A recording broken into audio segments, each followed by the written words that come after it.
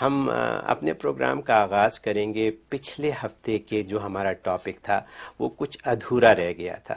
ہم بات چیت کر رہے تھے نماز کے اوپر، اور لوگوں نے کچھ کالز بھی کیں، لیکن کچھ باتیں ادھوری رہ گئیں، تشنگی رہ گئی تھی. تو let's take it from there. فرمائیے. الحمدللہ وحدہ والصلاة والسلام علی من لا نبی بعد، اما بعد. اس میں شک نہیں کہ نماز اہم العبادات ہے. تمام عبادات میں اہم ترین عبادت نماز ہے. یقیناً. بلکہ حقیقی معنی کے اعتبار سے اگر کوئی عبادت ہے تو وہ نماز ہی ہے، کیونکہ باقی سب عبادتیں مشروط ہیں. روزہ ہے وہ مشروط ہے کہ صحت مند کے لیے ہے، بیمار کمزور بوڑھے کی معاف ہے، فدیہ دے دے. زکوٰۃ بھی مشروط عبادت ہے، مالدار پر ہے، غریب پر زکوٰۃ نہیں ہے. حج بھی ایک مشروط عبادت ہے، مالداروں پر ہے، غریبوں پر نہیں ہے. تو گویا کہ اصل عبادت ہے ہی نماز، کہ جس میں مالدار غریب کا کوئی فرق نہیں ہے، صحت مند اور یہ مریض کو کوئی فرق نہیں. یہاں تک کہ کھڑا نہیں ہو سکتا تو بیٹھ کے پڑھے، بیٹھ کے نہیں پڑھ سکتا تو لیٹ کے پڑھے، اشارے سے پڑھے.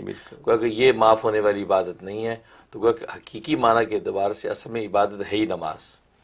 اور تمام عبادات سے جو مطلوب ہے وہ اللہ کی یاد اور اللہ کا ذکر ہے. تو یہاں پر سوال یہ پیدا ہوتا ہے کہ آخر نماز ہی پڑھنا کیا ضروری ہے؟ محض اللہ کا ذکر و فکر کرتے رہے تو کافی ہونا چاہیے. کیونکہ جب اس سے مقصود اللہ کا ذکر و فکر ہے، اللہ کا دھیان ہے، تو پھر نماز ایک خاص حیت کے ساتھ ادا کرنا ہی کیا ضروری ہے؟ بہت سے منچلے یہ سوال کر بھی دیتے ہیں کہ یہ اللہ کا ذکر اصل ہے، بس وہ کرتے رہو، لہذا نماز پڑھنے کی ضرورت نہیں ہے. اس شعبے کو آج میں دور کروں گا. اصل میں بات یہ ہے کہ اللہ تبارک و تعالیٰ کی ذات جو ہے ایک غیر محسوس ذات ہے، اس کو محسوس نہیں کیا جا سکتا.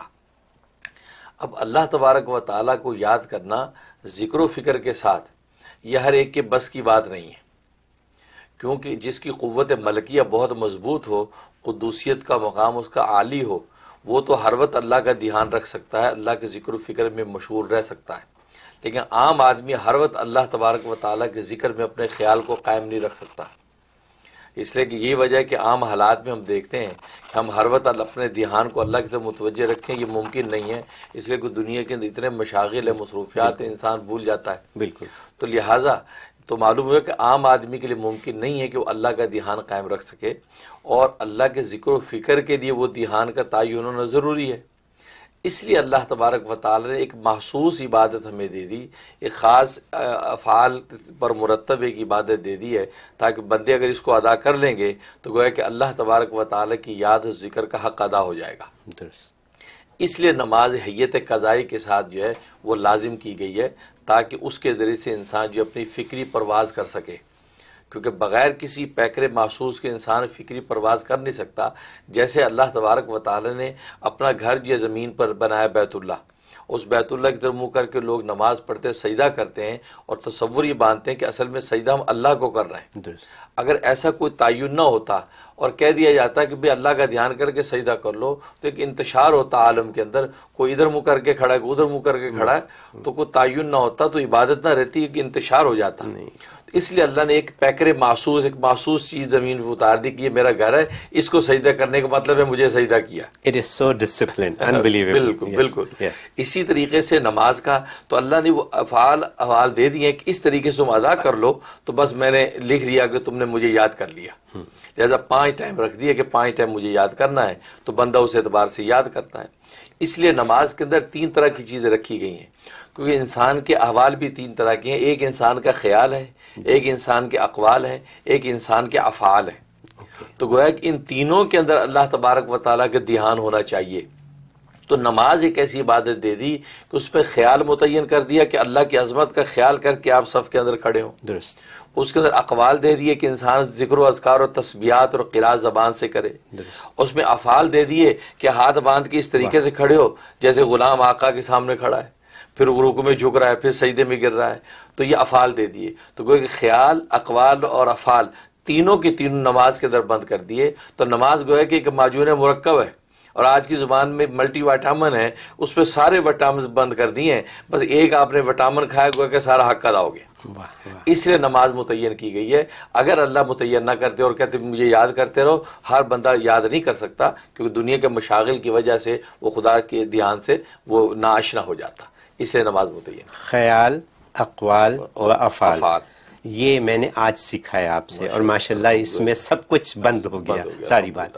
میں چاہوں گا کہ ذرا سی اس کی ایکسپلینیشن اور کریں ہمارے سننے والوں کے لیے، کیونکہ یہی نماز ہے جو آپ نے کہی، تین لفظ جو آپ نے کہے، تو خیال دوبارہ سے۔ حدیث میں آتا ہے کہ حضرت جبرائیل علیہ الصلوۃ والسلام نبی کریم صلی اللہ علیہ وسلم کے پاس آئے، مختلف سوالات کیے، اس میں ایک سوال یہ کیا کہ مل احسان، احسان کیا چیز ہے؟ جی، تو حضور علیہ السلام نے فرمایا کہ ان تعبد اللہ کأنک تراہ، کہ تو اللہ کی اس طرح عبادت کر گویا کہ تو اللہ کو دیکھ رہا ہے۔ فإن لم تکن تراہ فإنہ یراک، تو اگر تو دیکھ نہیں سکتا، وہ مقام اگر تجھے حاصل نہیں، تو تو یہ خیال کر کہ اللہ تجھے دیکھ رہا ہے۔ اچھا، یہ وہ خیال کا تعین ہے کہ نماز کے اندر بندہ کھڑا ہو تو اس دھیان کے ساتھ کھڑا ہو گویا کہ میں اللہ کو دیکھ دیکھ کر اس کی پوجا کر رہا ہوں، اللہ کو دیکھ دیکھ کر میں اس کی عبادت کر رہا ہوں۔ باس آپ کو دیکھ رہا ہے، دیکھ رہا ہے، بالکل۔ تو آپ اللہ کو دیکھ دیکھ کے جب کریں گے تو جس اللہ نے دنیا میں حسن بانٹے اس کے اپنے حسن کا کیا عالم ہوگا، جس اللہ نے دنیا میں بادشاہوں کو دبدبے دیے اس کے اپنے دبدبے کا کیا عالم ہوگا، جس اللہ نے شیروں کے پنجے میں طاقت رکھی اس کی اپنی طاقت کا کیا عالم ہوگا، جسے شیر کی آنکھ کے اندر روب رکھا اس کے اپنے روب کا کیا عالم ہوگا۔ اس سے تو حدیث میں آتا ہے کہ میکائیل فرشتہ اتنا بڑا فرشتہ ہے کہ اگر ساری دنیا کے پانی اٹھا کے اس کے سر پہ ڈالے جائیں تو ایک قطرہ بھی زمین پہ نہ گرے، اتنا بڑا سر ہے اس کا۔ لیکن جب اللہ کے دربار میں حاضر ہوتا ہے تو اللہ کے روب دبدبے اور جلال سے پگھلتا پگھلتا پگھلتا مکھی کے سر کے برابر ہو جاتا، اتنا دبدبہ اللہ کا۔ تو جس اللہ کا وہ دبدبہ ہو، تو اب یہ نمازی جب اللہ کو دیکھ دیکھ کے نماز پڑھے گا تو اس کی نماز کا کیا عالم ہوگا، کیونکہ جب خدا کو دیکھ رہا ہے، حسن و جمال پر فریفتہ ہو رہا ہے، اس کے روب دبدبے کا اثر لے رہا ہے، تو خوف و تعظیم اور محبت و عشق سے بھری ہوئی نماز ہوگی۔ اس لیے فرمایا کہ اگر یہ مقامی مشاہدہ تمہیں حاصل نہیں ہے تو پھر یہ سوچو کہ اللہ تمہیں دیکھ رہا ہے۔ یہ مقام مراقبہ ہے، انسان یہ نماز پڑھتے یہ مراقبہ باندھے رکھے کہ میرا اللہ مجھے دیکھ رہا ہے۔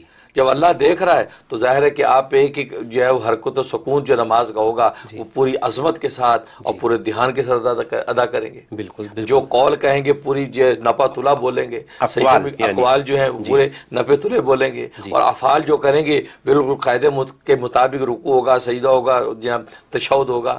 تو گویا کہ یہ بالکل نماز آپ کی ایسی ہوگی کہ جیسے بندہ خدا کے سامنے کھڑا ہے اور خدا بندے کے سامنے۔ واہ واہ، بہت ماشاءاللہ، اتنے آپ نے آسانی سے یہ بیان کیا۔ اگر ہم یہ تین لفظ یاد رکھیں تو ہماری نماز میرے حساب سے خشوع و خضوع کے ساتھ ہو سکتی ہے۔ تو خشوع و خضوع حاصل کرنے کا یہ طریقہ ہے۔ تو